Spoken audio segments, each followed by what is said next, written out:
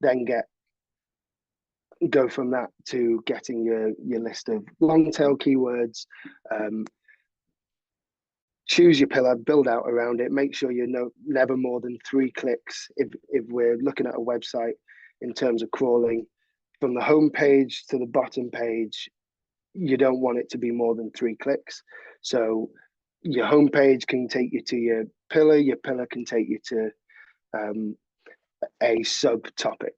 So when I create my content, I start with the keywords, knowing that I'm infused in a topic, infused in an idea, and then I use those keywords to just inform where to put my enthusiasm, if that makes sense.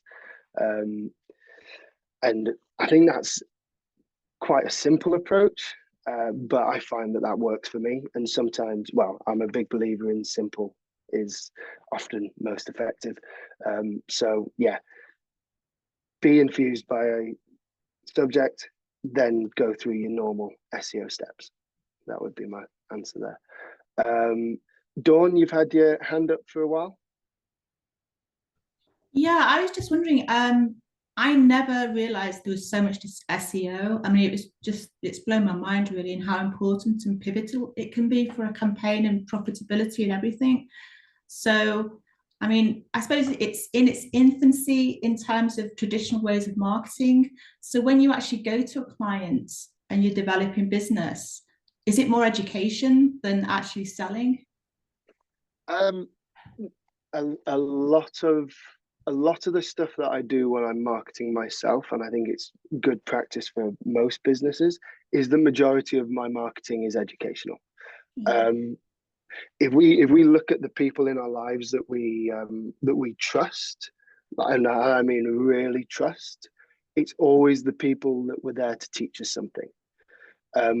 We look at our parents, we look at teachers, whether it's school, whether it's mentors, and we trust these people because of the education that they're giving us. And so when I work with a client, generally, because usually I'm working with business owners who maybe don't quite understand what to do with marketing, or sometimes I'm working with marketing teams that have maybe just got a little bit lost and are just sort of like, we're not sure how we've got here. Can you help us out? Going to an educational point gives everyone a really comfortable, familiar space where we build a lot of trust, and it allows ideas to be shared really freely. And so every single thing that I do in regards to marketing myself is based on education and building trust through education. It's less confrontational as well, I suppose. 100%, 100%. People don't like being sold to at the end Yeah. of the day. Again, that's why I love, well, most people, I say, most people don't like being sold to, which is again why I love SEO, because it's not a selling to form of marketing. It is a educational form of marketing. It is using your knowledge on a particular subject to teach people. And when you teach people, those people are going to build more and more trust for you, because they look at you as someone who has imparted knowledge on them. And without you, they wouldn't have that knowledge. And so that builds a much better relationship than just ads and just selling. Brilliant, thank you. Obviously, time and place for every single one of those strategies, and every business should look at introducing all of those strategies into their repertoire. I just think SEO, for those reasons, just stands out above the rest. So yeah. Daniel asked, how long on average does it take to write one bit of high quality content? In all honesty, Daniel, I know it's not the answer you want, but it really varies. It varies based on how much I already know about the subject. That's probably the big one. If it's a subject I know a lot about, then I can write high quality content very quickly. Let's say, so as I said at the top, I did my degree in music. So if I was working for a music client and he wanted me to talk about guitars or albums or anything like that, I can get that content out in a couple of hours tops, because It's just a subject I know so well. I'm currently working on a completely brand new area for me, which is aerospace. Not sure how I've got there, but I'm there. I know nothing about aerospace. I know nothing about high-end manufacturing and engineering. So that content is going to take me a while. I am in the process at the moment of building it out and trying to learn as much about it as I can to make it easier and to guarantee that high quality. But I'm not going to rush. If I rush on something I don't know and don't understand, it won't be good. So for that one, it's going to take me a while. It might take me a couple of days to write one really high quality piece. Just because I'm being cautious, I'm taking my time, I'm making sure that I understand what I'm writing about before I just go, oh yeah, there you go. That's content done. So it totally depends on your experience with the subject, really. That's my take on it anyway. Is there a fixed, sensible amount of keywords that you try to incorporate in a piece of writing, or does it depend strictly on the topic? Again, because my emphasis is on just writing in a way that's human and shows how passionate a company is about the stuff that they're trying to teach you, I don't fixate on how many keywords too much. I know the keywords that I want, and that could be anywhere from 5 really, like, I need these keywords and I'm going to make sure I mention them a few times, to 10, 15 keywords that I'm like, okay, I'm going to just sprinkle these around where relevant. But most of the time, again, if you've done your research and if you understand and you're passionate about the topic that you're writing about, as long as you're aware of the principles and aware of how to write good SEO content, you'll just find that you put the keywords in anyway. Again, Dawn mentioned that it's quite a complex marketing strategy. There's a lot going on, and a lot of people don't realize how much goes into SEO. But if you understand it, if you can get your head around it, then the next step actually is making it simple for yourself. And the more you understand it, and the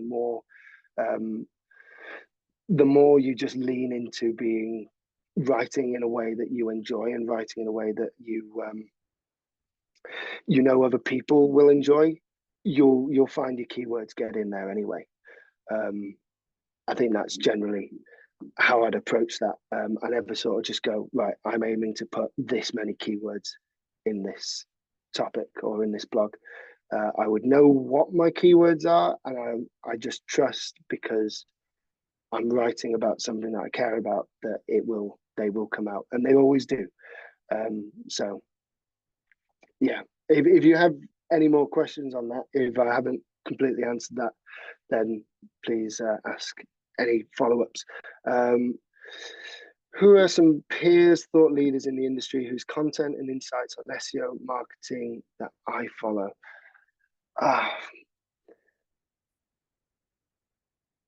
You know, when you've got names and then they just don't come to you.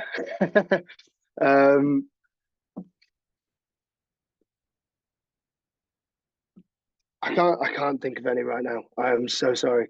I will have a look, because there are a good number of people whose content I always enjoy reading, and for the life of me, I can't think of their names. So I'll email them over to Tor, and she'll pass them on, I'm sure, because it's always useful to see what other people are doing. Always useful to see the writing styles of other people, because it can always inform your writing. Like I said, again at the top, even though I go into businesses as the expert, I talk to other marketers every day, and I'm learning something new off them every day.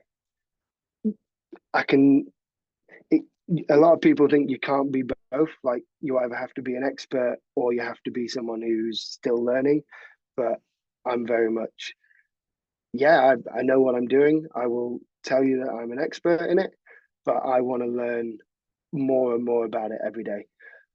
So yeah, I think as useful as it will be for me saying, here are some people that I enjoy, and I will send names across once I've gone over and reminded myself what the names were. Finding them yourself will also be really useful, because the things that I see in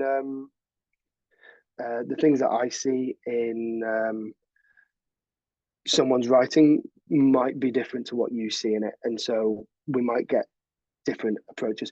Just how, in the same way, graphic designers and website designers, videographers, anyone that works in that industry, they might look at work by other people, and they might be able to go, yeah, it's good, but I'm not a fan because it's not the style that I would do it. It's not the style that I like.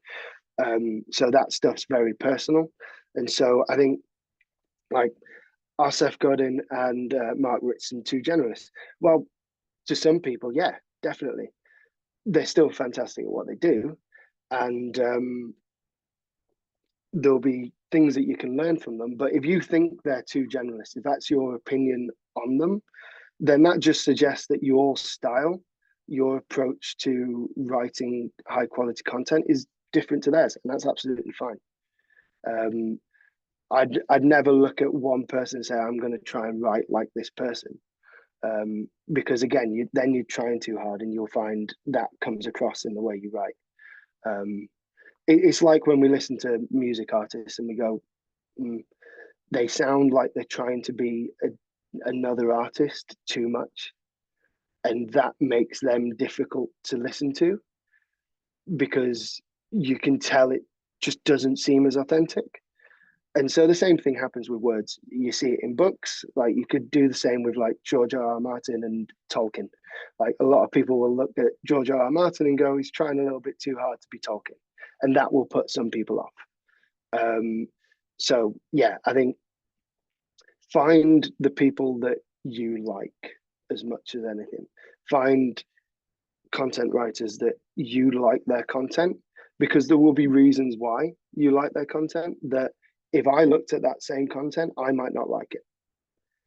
Being good at SEO, being a content writer, still doesn't mean that everyone likes what you're writing. There will always be people that don't like what you're writing, don't like the way you write.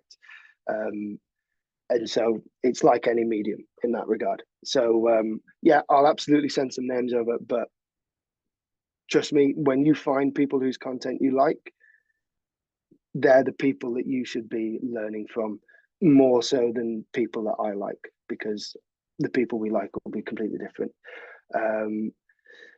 What I always say about AI is that it is a tool, not the solution. 100% agree. Couldn't agree more on that. How do you manage clients who ask you for AI generated content as a cost saving exercise? I personally don't really do it. If they ask for that, I would generally say I do use AI, but if you're hiring me, you're paying for me. You're not paying for me to use AI. I use AI to assist me. You're paying for me. The way I explained it to a copywriter that I had this conversation with before, where he was worried that people were going to stop hiring him because of AI. I said, think of it like restaurants. If you want cheap and you want quick, you'll go to McDonald's, and that's fine. You can do that. If you want high quality, you've got to pay for it, and you're going Michelin star or you're going to an actual restaurant. Both are fine. You can do both. You've just got to appreciate that if you want to do one or the other, you've got to go different places. You don't go to McDonald's for Michelin star, and you don't go to Michelin star for McDonald's. And the difference between AI generated content and a dedicated content writer is exactly the same. Don't ask a content writer to be an AI generator. Don't ask an AI generator to be a professional content writer. So if they ask me, I'd say I use AI, but I use it to assist me. So if you're wanting me, you pay for me, not for the AI that I'm using. Yeah, it is 100%. It's the confidence to know your worth. Absolutely. And I think if you're on this course, you need to back yourself over AI. You need to know that just by being human, you do have an advantage. The AI might know everything under the sun, but it doesn't know how to be human. And so that's where you've got the edge up. Before I continue down the chat, I'm going to go to Will. I had your hand up for a while. Yeah, hi. First of all, this is great insight, so thank you. My question was a follow-up to the aerospace thing that you're doing at the moment. Um, Obviously, that's a new topic of area for you, and I was curious, how do you kind of balance the learning with other commitments as part of the agency you're working? Like surely you have lots of other clients that need, articles and whatnot. So yeah, I'm just curious how you kind of balance that. Yeah, so good question, and also thank you very much for your kind words as well. Yeah, so I build that into the way I do my contracts. If it's a topic that I know a lot about, then the first phase of my contract with them, let's say for ease, let's put it in an actual timescale. Let's say it's a 3-month contract with 3 phases, each split into the corresponding months. If it's a topic that I know a load about, let's say again, music, that first phase will be me going straight into writing and doing the relevant keyword research for the brand itself. And that will be built in. And so the hours that the client is paying for in that first phase, in that first month there, is me writing that content. If it's a topic that I don't know very well, in the case of the aerospace one, which again, you're going to struggle to find any copywriters that are just like, yeah, aerospace, I know what I'm talking about. I am so good at this stuff. What I build into my contract there is that first phase, instead of just being going straight into research and implementation and actually writing, I will build into my contract a research phase where I'm telling my client, look, this is a new topic for me. Don't let that put you off. If it does put you off, then we probably shouldn't be working together anyway. I'm very open, very transparent with clients. I make them well aware of any risks involved with working with me or working on the project that they want to work on from the start, because it's no good if 1 month down the line they go, hold on a minute, I didn't realize that this was a possibility. And you go, oh, you should have known. No, they shouldn't have known. You should have told them. So yeah, I immediately said, look, this is a new thing for me. And so if you want me to do my best, then and actually perform at the level I'm capable of, then you're going to have to give me a month where I use the time that I would use to write content to research. And I will then, yeah. So if we say I spend 3 hours on a blog, instead of doing 3 hours on the blog that day, I'd do 3 hours of research, and I'd do it that way. Because that, and the beautiful thing for the client, that's the aerospace client in this instance, is that reduces the risk they're taking with me, because they know that I'm now going away and really trying to learn everything I need to know in order to make this a success. Whereas if I'd have just turned around and gone, yeah, I'll do it, and then just left and not said, oh, by the way, I'm going to be doing a lot of research now, then the first thing is they might go, where's our content? And the second thing is, if you just try and churn it out anyway, you'll make loads of mistakes and the content won't be as good. And so by just being like, look, I need this first month to do this research, it builds a lot of trust. Again, it shows that you're in this project to do your best. You're willing to spend your time learning and really delving into a topic, and clients appreciate that, or at least that's what I found. So yeah, if you ever need to just spend some time learning, that is fine. Build it into your contract, build it into the proposal, build it into the plan of what's going to happen. Because in the end, I think most clients turn around and go, thank you for doing that. I'm glad you've been open and honest about that's what you're going to be doing, because it almost guarantees that we're going to get much better quality content because of that. So yeah. On there, Pedro. Yeah, thank you. So I have two comments, in fact. One of them would be, I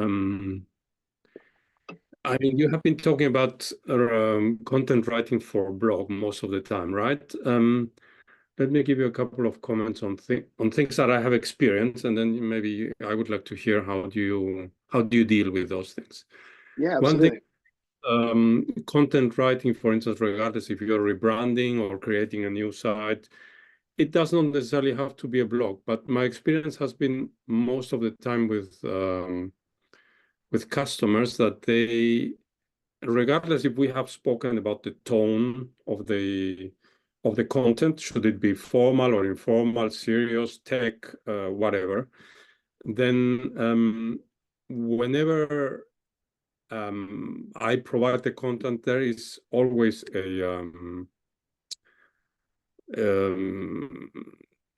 yeah, a give and take about the content, right? I say, okay, this is going to be this is how it's going to be looking like, and then I get some feedback about, I don't know, there's some editing usually, and sometimes it can be related with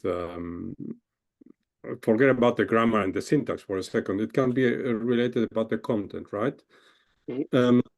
The question being, I have always been lenient with that because I expect that there's some sort of rewrite.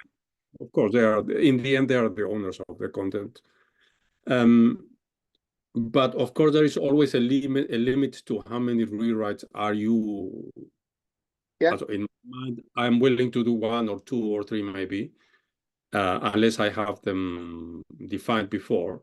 But it cannot be unlimited, right? So that's number one. 100%. And the second comment would be related with the tone.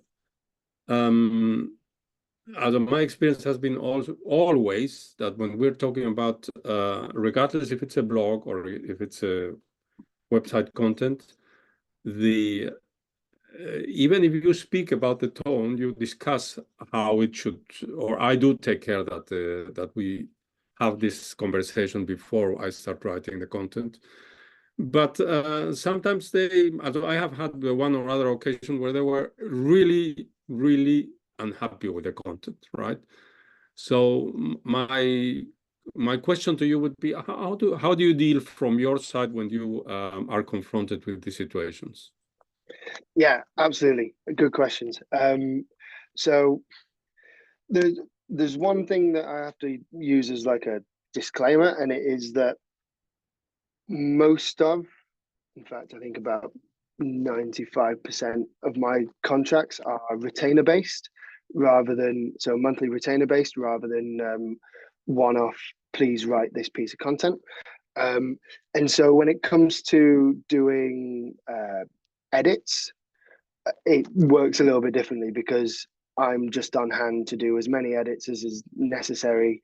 And every single time we need to do any changes to the homepage to sell a new product or anything like that, because of the nature of the retainer, I'm always on hand to do that. So I haven't got as much experience with okay, I'm going to write you a piece of content. You've got a couple of chances to make changes and then we're done.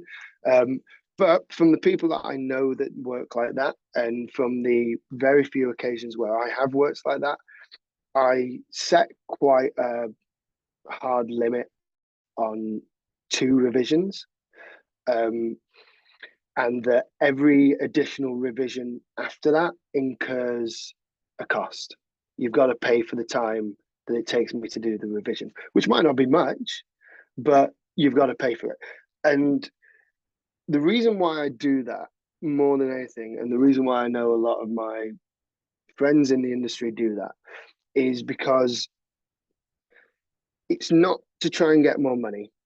It's because by telling people that there's a cost if you don't sort it out in the first 2 revisions, people will just take the piss. And so it forces people to be concise and say, this is what I don't like.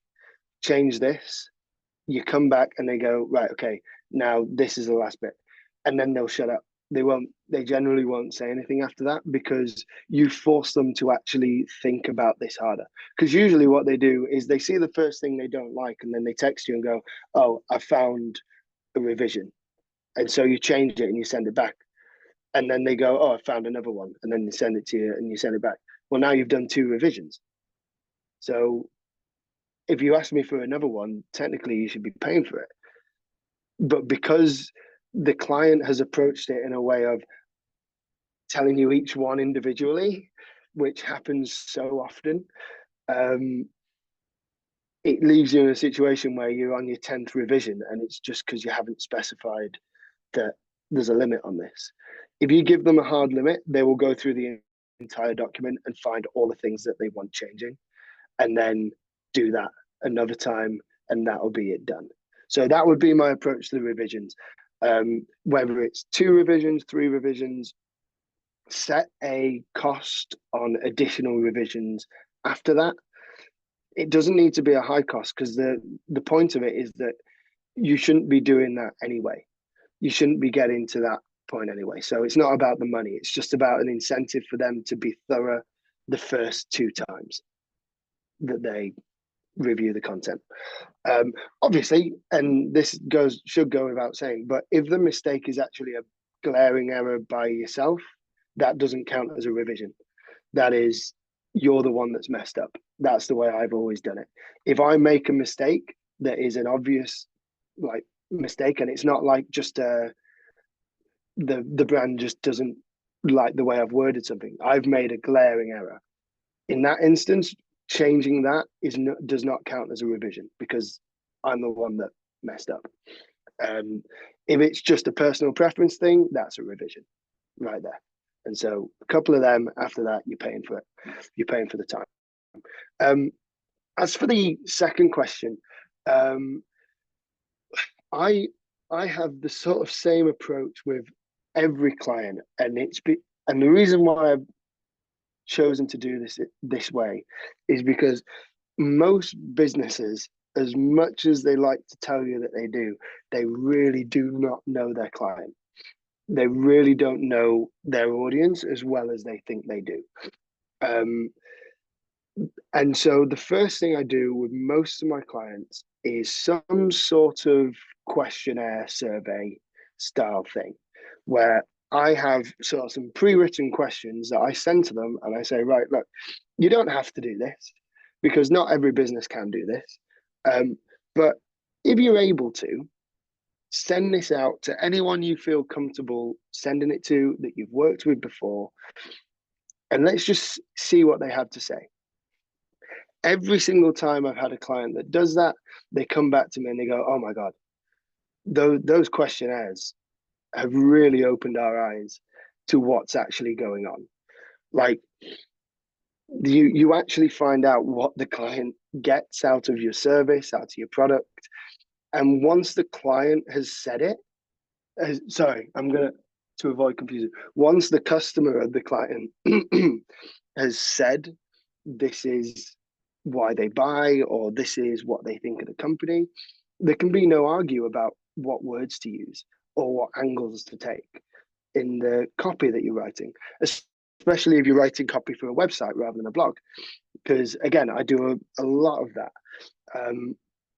If I'm writing a brand new content for an entire website, I want to know what the customers are actually saying rather than what the business owner is telling me, because that website is for the customer. It's not for the business owner. The business owner doesn't even have to look at their own website. It's the customer that has to look at their website. And this is where that educational side comes back in, because if you're hiring me to do this, then trust me when I tell you that we're building this for the customer, not yourself, and you've got to keep that in mind.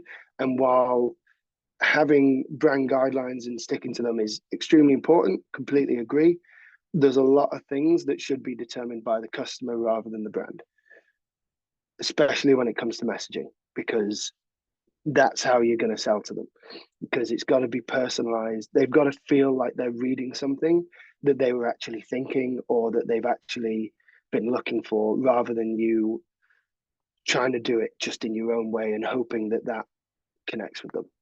Does that make sense? Perfect.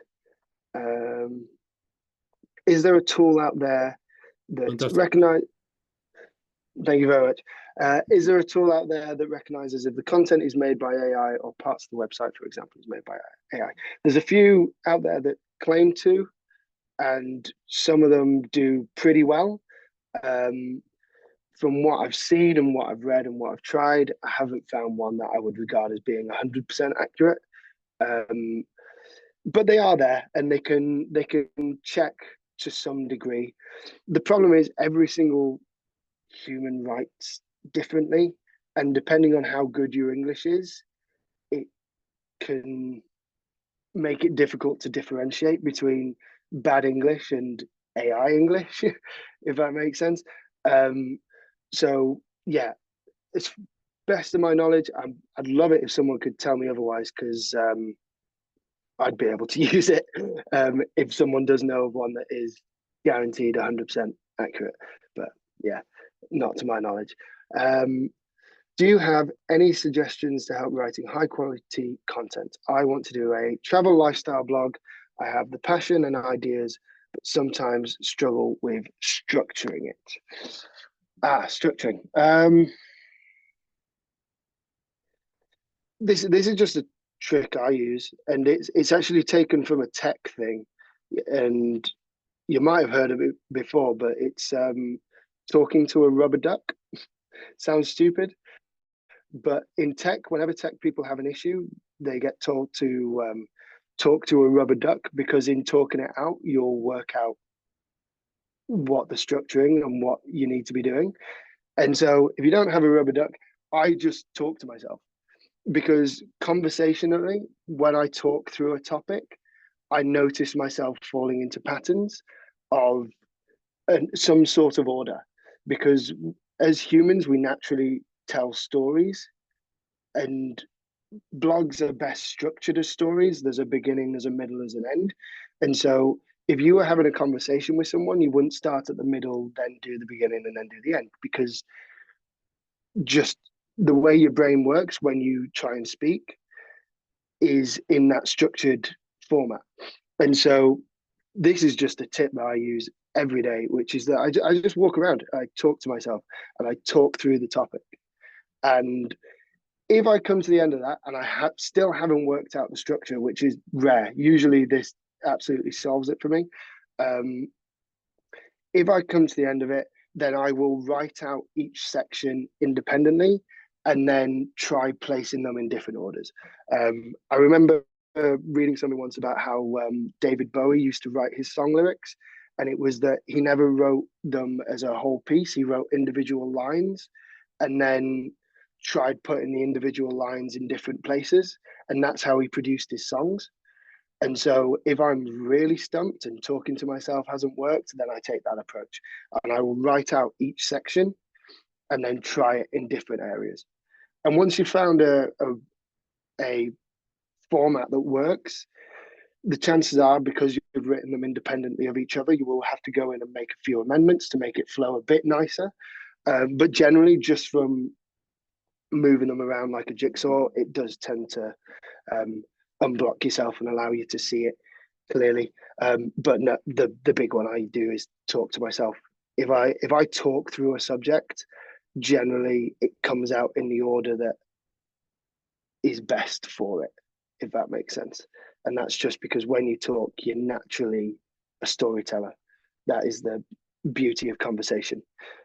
Again, that's the beauty of a humanistic approach to writing.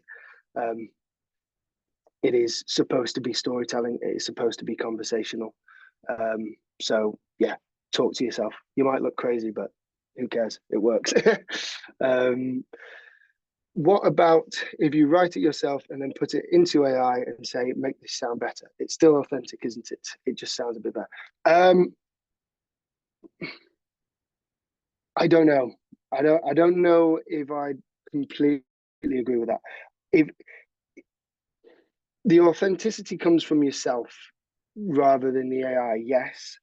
But the AI will naturally change certain things because the way you type it won't match its own understanding and its own formatting. So it will automatically change things to suit its own style, to suit its own algorithms, if that makes sense.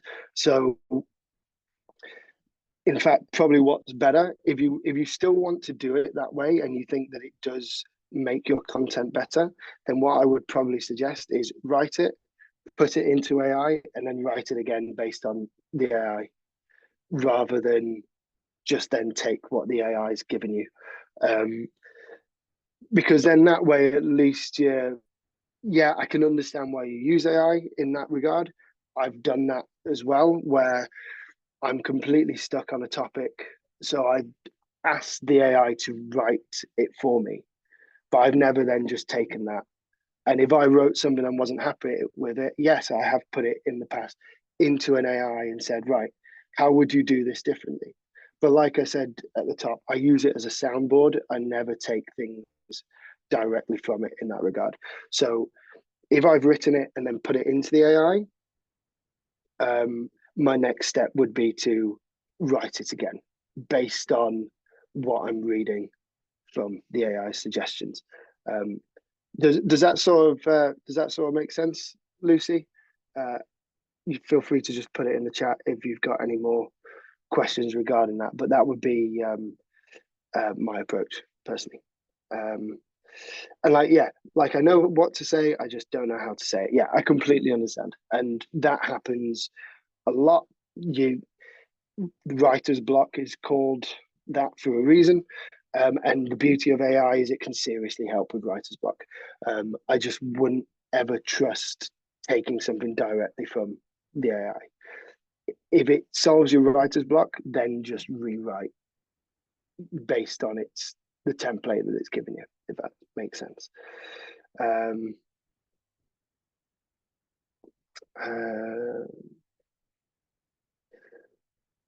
Yeah, I like the drum kit analogy. I like that.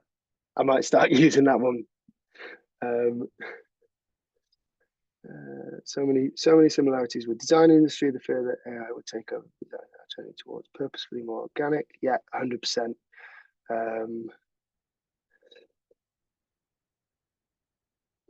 Do you limit how many clients you take on, or is it a project to project basis?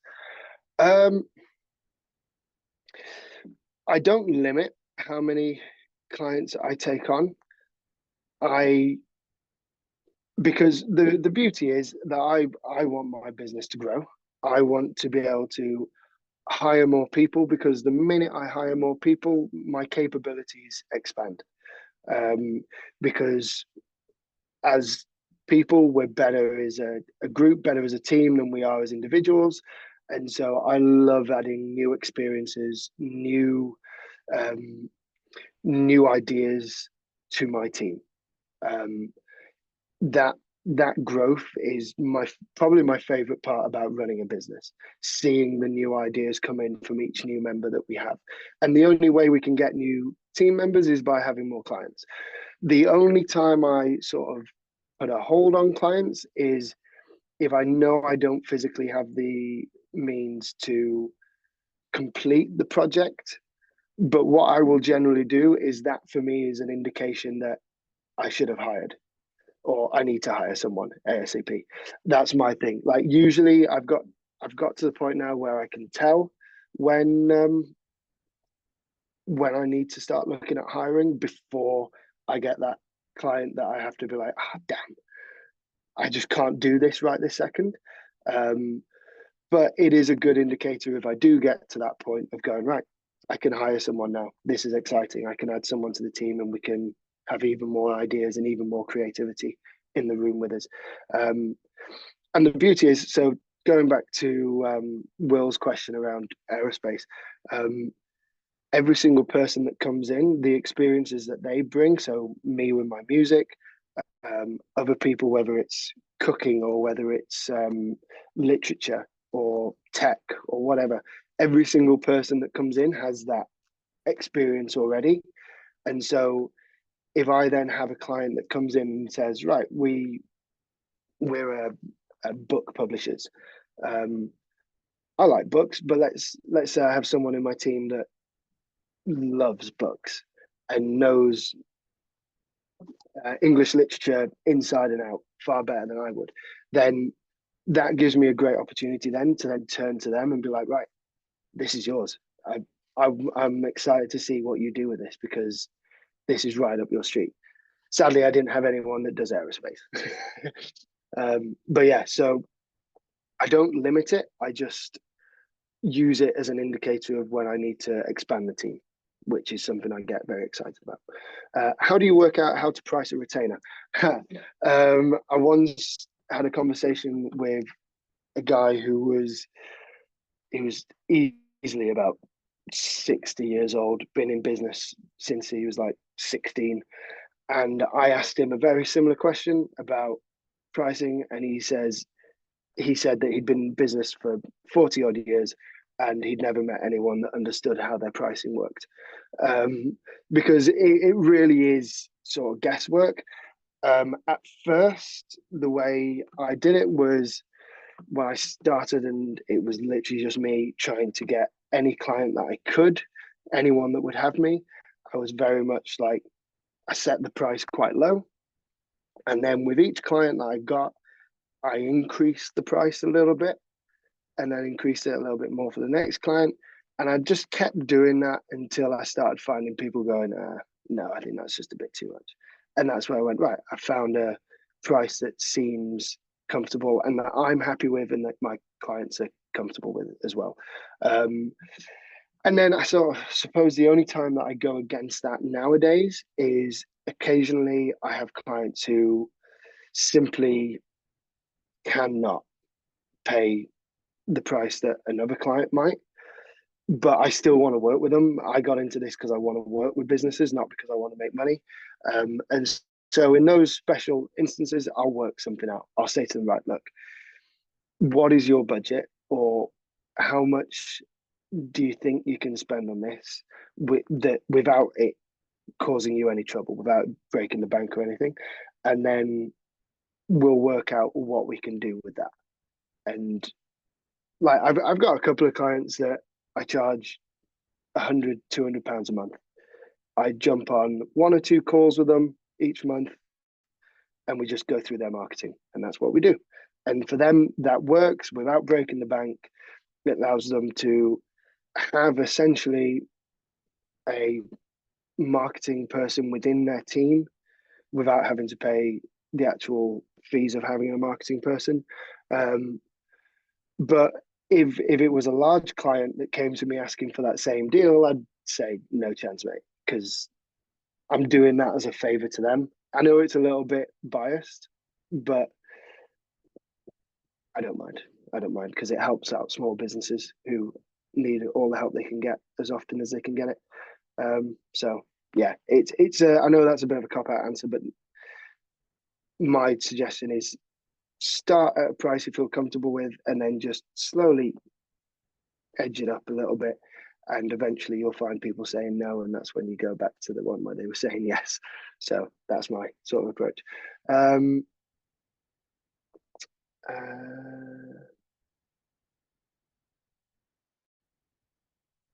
Trying to see, how would you go about making a simple SEO audit for a brand? As in auditing their actual brand guidelines, or an SEO audit of just looking at their website in general and saying, this is what I'd change? Can you just specify that in the chat? On the website. Yeah, so just auditing a website, right? Nice. Well, there's two things I do, and it depends on the way that the audit is going. If it's an audit where I'm actually working with them, let's say I'm sat next to the person whose website it is and we're going through it, then the place I actually sort of focus on, again, going back to what I was saying to Pedro about the questionnaire approach and about clients not understanding what their customers actually enjoy, say, etc. What I would generally do if I've got the person next to me is I would go through their content and I'd be like, right, why this? Why is that the message you're putting across here? Sometimes they have good answers, sometimes they don't. And when they don't have good answers, then we go, right, that's an area that we need to look at then. Because you're not sure why you're saying it like that. We're not sure if your customers, even if that message resonates with them at all. And like I said, as much as SEO is about keywords and all of that, the biggest thing is about actually connecting with people and getting people to be interested in your website. So I would always start in that area of saying, right, look, do you know why your content is the way it is? Is there any reasoning behind it? If they say there is, but it's still bad content, and that would just be right, then the audit answer is that we just need to do some research and redo the content. If I haven't got the person next to me, I just try and put myself into the position of one of their customers. I have a think about who that would be, what would they be looking for, and then I go on their website and treat it as if I was a customer. I go, right, I generally what I do is I set myself an objective at the start. I will say, right, I want to go on this website and I want to complete this action. If I go on their website and I struggle to work out how to complete that action, then that's where I can go to the client and go, right, look, I tried to do this and wasn't able to do it. So if I wasn't able to do it, there's a good chance your customers aren't able to do it.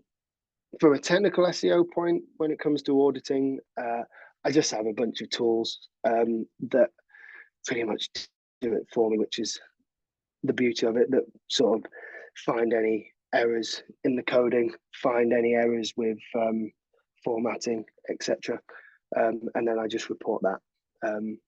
So I don't really do that many audits. Usually my audits are part of a larger project.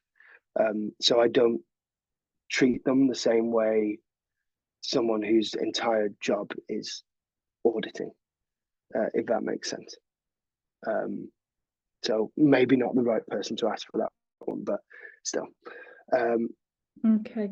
I'm just gonna interrupt there if that's all right, Lewis, just because I'm aware of the time. And we've gone over because you've been giving such amazing detailed answers. So thank you very much for that. And it's been a really, really insightful session. I hope that it's clarified a lot of people's questions around SEO. I'm sure it will have done. I was just going to ask, is there a way that people can like reach out to you on LinkedIn or? I was just going to say, absolutely. So this is, I'm just putting my email in the chat. So there's my email, and you can find me on LinkedIn. Email's probably the best one, actually. I try and turn off a lot of any sort of social media notifications in the day, because otherwise I just get far too distracted. So if you want me to reply speedily, email's the best one. So if anyone on here has, I know there was so many more questions to go through there. If anyone has anything that they want me to answer or anything, feel free to email me. And also, if anyone feels like they would really benefit from just like a quick chat, let me know. I'm happy to book 15 minutes just to sit down and talk to anyone one-to-one about anything that you've got on your mind. Absolutely. So yeah, that is an amazing offer. Thank you so much. You're getting like thousands of thank yous and yeah, compliments and stuff in the messages, so that's brilliant. Yeah, all right, well, thank you very much for your time today. No, thank you all very much for indulging me, and I'm glad you all enjoyed it, and I really hope you can all take something from it, and best of luck, everyone. Marketing is great. Getting into marketing was the best thing I ever did, and I'm sure you'll all feel the same way in once you finish the course, and then in a few years you'll look back and you'll just be like, yeah, that was such a good decision. So best of luck, super everyone. inspiring. Thanks, Lewis. No worries at all. Thank you very Thank much. you. Goodbye. See you later. Ciao, ciao, ciao. Bye.